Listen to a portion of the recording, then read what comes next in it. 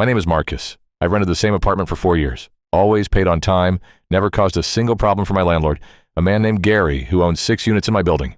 Last spring, a developer offered Gary a huge amount of money to buy the building, but only if it was empty. No tenants, no leases, nothing complicated. Gary needed us out fast. One by one, my neighbors started getting notices. Some were bought out with a little cash to leave early. Others just left because they were scared or didn't know their rights. I didn't move. My lease still had 8 months left, and Gary knew I wasn't going anywhere quietly, so he tried something else. He started coming by unannounced, claiming he needed to inspect the pipes or check for mold, always without the 24-hour notice required by law. He left notes threatening to raise my rent by an amount that isn't even legal mid-lease. Then one afternoon in July, I came home to find a formal eviction notice taped to my door, claiming I'd violated my lease by having unauthorized guests, which was completely false. My sister had stayed over for a weekend. That's it.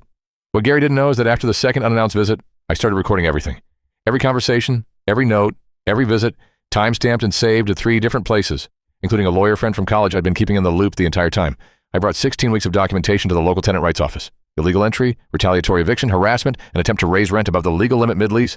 It was all there, dated and clear. Gary got a formal cease and desist within days. The eviction notice was thrown out immediately since it had no legal basis, and the tenant board opened an investigation into every other unit he'd pressured out, which meant the empty building his buyer wanted suddenly wasn't looking so empty or so clean anymore.